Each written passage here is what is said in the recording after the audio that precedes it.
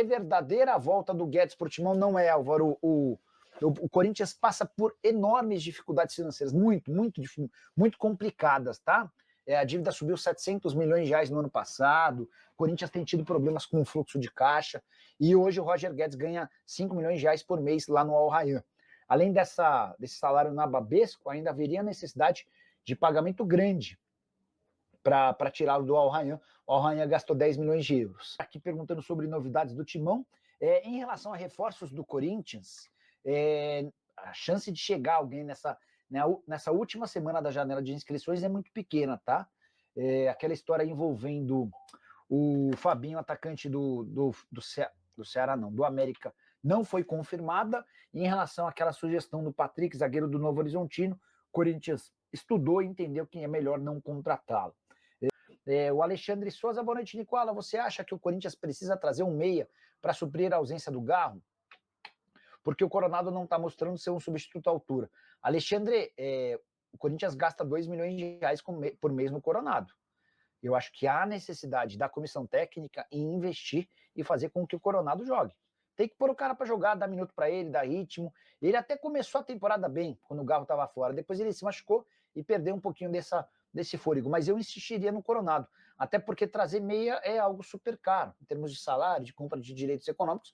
E o Corinthians não tem essa capacidade financeira nesse momento, tá? Para falar sobre o Corinthians, o zagueiro importante, brasileiro do futebol europeu, se ofereceu para jogar no Timão.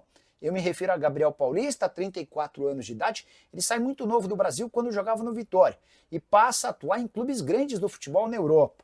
Já esteve, por exemplo, no Villarreal, no Arsenal, no Valência, no Atlético de Madrid e desde o início da temporada passada no Besiktas da Turquia.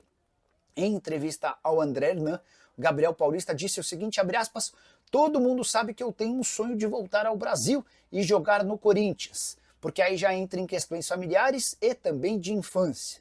Não fecho as portas para nenhum clube do Brasil, mas minha vontade é vestir o manto do Coringão. Declaração corajosa, porque ao mesmo tempo em que ele abre portas no Corinthians e mexe certamente com o torcedor, ele fecha portas no Palmeiras, no São Paulo, no Santos, entre outros clubes paulistas. Não acho que, por exemplo, essa declaração o impediria de virar reforço de um time grande do Rio ou do Rio Grande do Sul, mas certamente dificulta uma eventual transferência para rivais paulistas. Corinthians que busca defensores para o segundo semestre, mas que para contratar o Gabriel Paulista precisaria abrir seus cofres. O atleta assinou contrato até junho de 2027 e tem sido titular absoluto. Na atual temporada, 19 jogos, 1 gol e 1 assistência. Desses 19 jogos, 18 na condição de titular. Hora de falar sobre Memphis Depay, que está perto de bater seu 4º bônus no contrato milionário com o Corinthians. E essa proximidade se deu depois de 1 gol e 1 assistência na vitória do Timão por 3-0 contra o Vasco na noite desse sábado na Neoquímica Arena. Antes de falar sobre esse novo bônus, deixa eu só recapitular quais metas que já foram alcançadas e valeram dinheiro ao jogador.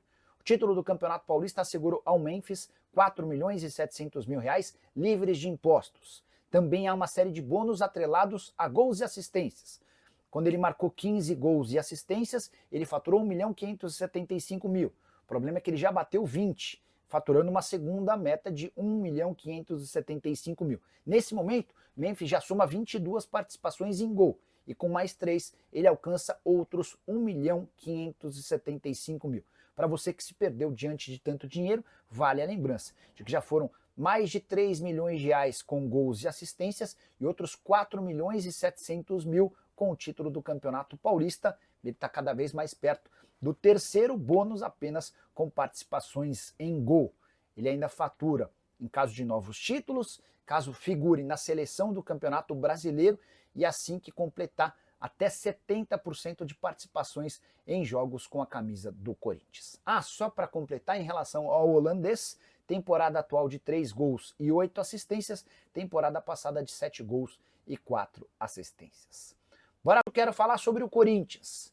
O Timão tem uma folha salarial de 26 milhões de reais.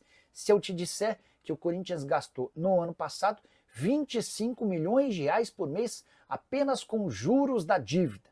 Essa confissão foi feita pelo próprio clube em nota divulgada nessa quinta-feira.